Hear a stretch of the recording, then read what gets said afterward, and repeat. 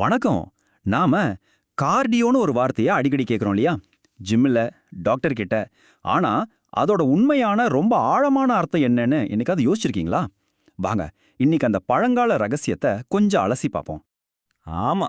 Cardiology, cardio work out இதெல்லாம் கேட்ட உடனே நமக்கு நம்ம இதயம், நம்ம ஹார்ட் தான் ஞாபகத்துக்கு வரும். அது சரிதான். ஆனா இந்த வார்த்தையோட ஆணிவேர் அது மட்டும்தானா? இல்ல அதுக்கு மேல ஏதாச்சும் இருக்கா? வாங்க கொஞ்சம் ஆழமா பார்ப்போம். பாருங்க, இந்த கார்டியோங்கிற வார்த்தை சும்மா வரல. இது கிரேக்க மொழியில கார்டியா, ஹீப்ரு மொழியில லெவ் அப்படிங்கிற வார்த்தைகள்ல இருந்து வந்திருக்கு. அதோட அர்த்தம் என்ன தெரியுமா? நம்ம உடம்புல இருக்கிற இதயம் மட்டும் இல்ல, அந்த காலத்துல ஒரு மனுஷனோட முழுமையான உள்மனம், அதாவது அவங்களோட எண்ணம், அவங்களோட முடிவெடுக்கிற திறன், அவங்களோட உணர்ச்சிகள், இது எல்லாத்தையும் கட்டுப்படுத்துற ஒரு கமாண்ட் சென்டரா தான் இதை பார்த்திருக்காங்க. சரி, அப்போ நம்ம உள்ள இருக்கிற இந்த கார்டியோ நம்ம வெளியில செய்யற செயல்களை எப்படி உருவாக்குது? நம்மளோட செயல்களுக்கு உண்மையான ஆரம்ப புள்ளி ஏது? அத பத்தி தான் இப்ப நாம முதல்ல பார்க்க போறோம். இதுக்கு ஒரு அருமையான உதாரணம் மத்தேயு 12:34 இருக்கு. அது என்ன சொல்லுதுன்னா, கார்டியோவோட நிறைவுல இருந்து தான் வாய் பேசும் அப்படின்னு.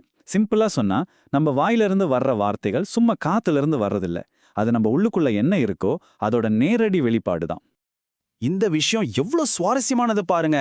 இந்த பழங்கால ஞானம் இன்னைக்கு இருக்கிற சைக்காலஜியோட எவ்ளோ கனெக்ட் ஆகுது. நம்ம பேசுற பேச்சு நம்ம மனநிலைய அப்படியே கண்ணாடி மாதிரி காட்டுதுன்னு சொல்றாங்க. குறிப்பா நாம ரொம்ப நெகட்டிவா பேசுறோம்னா அதுக்கு காரணம் உள்ளுக்குள்ள இருக்கிற மன அழுத்தமா இல்லனா ஏதோ ஒரு வலியா கூட இருக்கலாம். சரி, வார்த்தைகள் மட்டும் இல்ல, நம்ம செயல்களும் அப்படித்தான். லூக்கா 6:45 இதை இன்னும் அழகா விவரிக்குது. ஒரு நல்ல மனுஷன் தன்னோட கார்டியோங்கிற நல்ல கருவூலத்திலிருந்து நல்ல விஷயங்களே உருவாக்குறான் அப்படின்னு சொல்லுது. இங்க பாருங்க, இது வெறும் வார்த்தைகளை பத்தி மட்டும் பேசல, நம்மளோட மொத்த கேரக்டரையும் நம்ம செயல்களையும் பத்தி பேசுது. அதாவது நம்ம குணங்கிறது நம்ம உள்ளுக்குள்ள இருக்கிற கார்டியோ அப்படிங்கிற ஒரு பொக்கிஷ பெட்டியிலிருந்து தான் வருதான். நம்ம வழக்கமா எப்படி யோசிக்கிறோமோ, நம்ம மனசு எப்படி இருக்கோ அதுதான் நம்ம வெளியில நடந்துக்கிற விதத்தை நேரடியா தீர்மானிக்குது. சுருக்கமா சொல்லணும்னா, நாம உள்ளுக்குள்ள எப்படி இருக்கோமோ அப்படிதான் வெளியிலயும் இருப்போம். ஓகே, நம்ம பேச்சும் செயலும் உள்ள இருந்து வருதுன்னு பார்த்துட்டோம். இப்போ இன்னும் கொஞ்சம் ஆழமா போவோம். அந்த உள்ளத்துக்குள்ள என்ன இருக்கு? நம்மளோட எண்ணங்கள், நம்ம நோக்கங்கள், அந்த உலகத்தை கொஞ்சம் எட்டி பார்க்கலாம். கார்டியோவை இதோட இருப்பிடமாவும் பார்த்திருக்காங்க. உதாரணத்துக்கு எபிரேயர் 4:12 கார்டியோவோட எண்ணங்களையும் நோக்கங்களையும் பகுத்தெறியறத பத்தி சொல்லப்பட்டிருக்கு. இதுல இருந்து என்ன தெரியுது? கார்டியோனா வெறும் ஃபீலிங்ஸ் மட்டும் இல்ல, ரொம்ப ஆழமான சிந்தனைகளோட நம்மள ஒரு செயலை செய்ய தூண்டுற மோட்டிவேஷனோட மையமாவும் இருந்திருக்கு. நம்ம உள்ளுக்குள்ள இருக்கிற நோக்கங்களை ஆராயறது, இன்னைக்கு நாம இதை செல்ஃப் அவேர்னஸ்ன்னு ரொம்ப ஸ்டைலா சொல்றோம் இல்லையா? நம்மளோட உண்மையான இன்டென்ஷன் என்னன்னு தெரிஞ்சுக்கிறது தான் ஒருத்தரோட வளர்ச்சிக்கு முதல் படி. இதுதான் கார்டியோ ஆராயறதோட முக்கியமான ஒரு பகுதி. அடுத்து சங்கீதம் 19:14 பாருங்க. என் கார்டியோவோட தியானம் ஏத்துக்கக்கூடியதா இருக்கட்டும் அப்படின்னு சொல்லுது.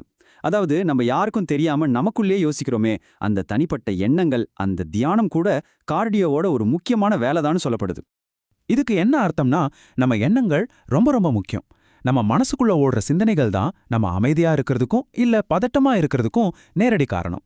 இது இன்னைக்கு மென்டல் ஹெல்த் பத்தி நம்ம பேசுற விஷயங்களோட அப்படியே பொருந்தி போகுது இல்லையா? நம்ம செயல்கள், எண்ணங்கள்னு பார்த்தாச்சு. இப்போ கார்டியோவோட உணர்ச்சிபூர்வமான பக்கத்தை பார்ப்போம். இது எப்படி நம்மளோட உணர்வுகள், ஆசைகள், நம்பிக்கைகள் எல்லாத்துக்கும் மையமா இருக்குதுன்னு பார்க்கலாம். இங்க பாருங்க, கார்டியோ தான் எல்லாத்துக்கும் மூலமா இருக்கு. யோவான் 14:27 உங்க கார்டியோ கலங்க வேண்டான்னு சொல்லி அமைதியோட தொடர்புபடுத்துறாங்க. ரோமர் 10:10 கார்டியோவினால ஒருத்தன் நம்புறான்னு நம்பிக்கையோட இணைக்கிறாங்க. சங்கீதம் 37:4 அவர் உங்க கார்டியோவோட ஆசைகளை நிறைவேற்றுவார்னு சொல்றாங்க.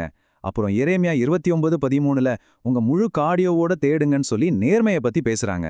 அமைதி, நம்பிக்கை, ஆசை, நேர்மை எல்லாமே இங்க இருந்து தான் தொடங்குது. சரி, இப்போ நம்ம இந்த விளக்கத்தோட ஒரு முக்கியமான கட்டத்துக்கு வந்திருக்கோம். இதுவரைக்கும் நம்ம பார்த்த செயல்கள், எண்ணங்கள், உணர்ச்சிகள் எல்லாத்தையும் ஒன்னா சேர்த்தா ஒரு விஷயம் ரொம்ப தெளிவா புரியும். கார்டியோ தான் ஒரு மனுஷனோட வாழ்க்கையோட கண்ட்ரோல் சென்டர். எல்லாத்துக்கும் ஊற்றுக்கண் அதுதான். நீதிமொழிகள் 4:23 இந்த மொத்த கான்செப்டையும் ஒரே வரியில ரொம்ப பவர்ஃபுல்லா சொல்லுது. எல்லாத்துக்கும் மேல உங்க கார்டியோவை காத்துக்கோங்க, ஏன்னா அதுதான் உங்க வாழ்க்கையோட போக்க தீர்மானிக்குது. இதுதான் நாம இன்னைக்கு எடுத்துட்டு போக வேண்டிய முக்கியமான மெசேஜ்.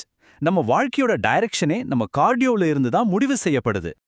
அப்போ கடைசியா உங்ககிட்ட ஒரு கேள்வி. உங்க கார்டியோ தான் உங்க வாழ்க்கையோட கண்ட்ரோல் சென்டர்னா அதை பாதிக்கிறதுக்கு நீங்க எதை இல்லனா யாரை அனுமதிச்சிட்டு இருக்கீங்க?